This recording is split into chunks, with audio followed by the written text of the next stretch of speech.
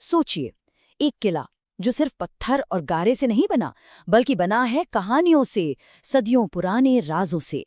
चलिए, आज भारत के सबसे पुराने और सबसे विशाल किलों में से एक कांगड़ा की कहानी को समझते हैं। कांगड़ा किले से जुड़ी कहानियां तो बहुत हैं, पर एक कहानी है जो सबसे ज्यादा दिल खींचती है, और वो है इसके छिपे हुए खजाने की कहानी। तो बात कुछ ऐसी है कि ऐतिहासिक रिकॉर्ड्स में जिक्र मिलता है 21 खजाने के कुओं का। सोचिए, हर कुआं लगभग 4 मीटर गहरा और सोने, चांदी, कीमती रत्नों से ऊपर तक भरा हुआ। लेकिन मजे की बात यह है कि वो सारे के सारे आज तक मिले ही नहीं है। तो अब सवाल ये उठता है कि ये खजाना आया कहाँ से, और इस किले पर कब्जा करना इतना बड़ा इनाम क्यों था?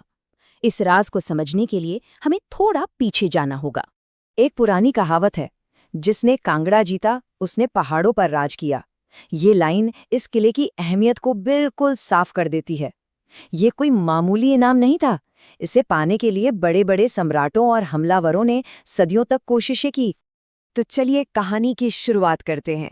इसकी जड़ें बहुत पुरानी हैं, एक ऐसे राज से जो अपने जांबाज योद्धाओं के लिए मशहूर था। तो देखिए, ये कोई आम पुराना किला नहीं है।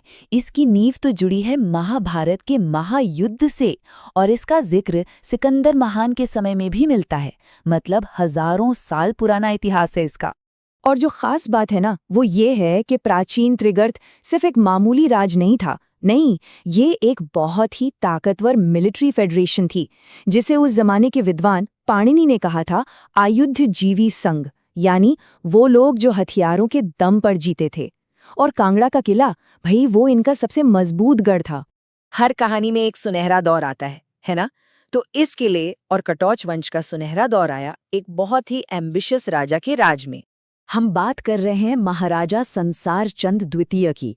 18वीं सदी के आखिर में उन्होंने न सिर्फ अपने पुरखों का ये किला वापस जीता, बल्कि कांगड़ा को एक ऐसे मुकाम पर पहुंचाया कि उन्हें पहाड़ी बादशाह यानी पहाड़ों का सम्राट कहा जाने लगा। लेकिन जैसा कि अक्सर होता है, बुलंदी पर पहुंचने के बाद कहानी एक नया मोड़ लेती है, और यहां से शुरू हुआ एक बहुत ही तेजी से हुआ पतन। और देखिए कैसे एक छोटी सी गलती, बिलासपुर पर हमला करना, सब कुछ बदल देती है। बस इस एक कदम ने उनके सारे दुश्मनों को एक कर दिया।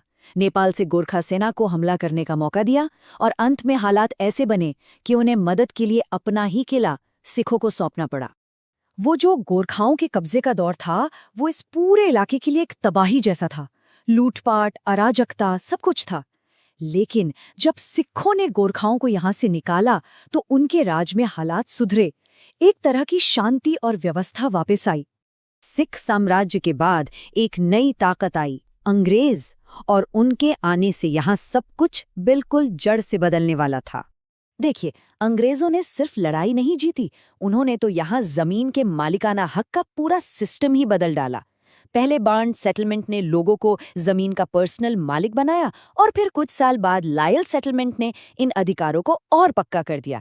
इससे इस पूरे इलाके का जो सामाजिक ढांचा था ना, वो हमेशा के लिए बदल गया। सदियों तक जो किला बड़े बड़े हमलों को झेल गया, वो कुदरत के कहर के आगे टिक नहीं पाया। 4 अप्रैल 1905 एक जबरदस्त भूकंप आया। करीब 20,000 लोग मारे गए, और वो शानदार किला बस एक खंडहर बनकर रह गया। लेकिन हमले, घेराबंदी और यहाँ तक कि भूकंप भी कांगड़ा की विरासत को पूरी तरह से मिटा नहीं पाए। वो आज भी जिंदा है। आज अगर वहां जाएं तो ये किला एक प्रोटेक्टेड मॉन्यूमेंट है, जिसकी देखरेख आर्कियोलॉजिकल सर्वे ऑफ इंडिया करता है। पास में ही महाराजा संसार चंद म्यूजियम है, जो उस दौर की कला को संजोए हुए है। और कांगड़ा पेंटिंग्स, अरे वो तो आज भी पूरी दुनिया में मशहूर हैं। इस जगह के शानदार इतिहास की गवाही देती हैं। और इसी के साथ हम वापस वहीं आ जाते हैं जहां से हमने शुरू किया था, उस अनसुलझे सवाल पर, उन 8 खजाने के कुओं का रहस्य, जो कहानियों के मुताबिक आज भी इन खंडहरों में कहीं दबे अपनी खोज का इंतजार कर रहे हैं।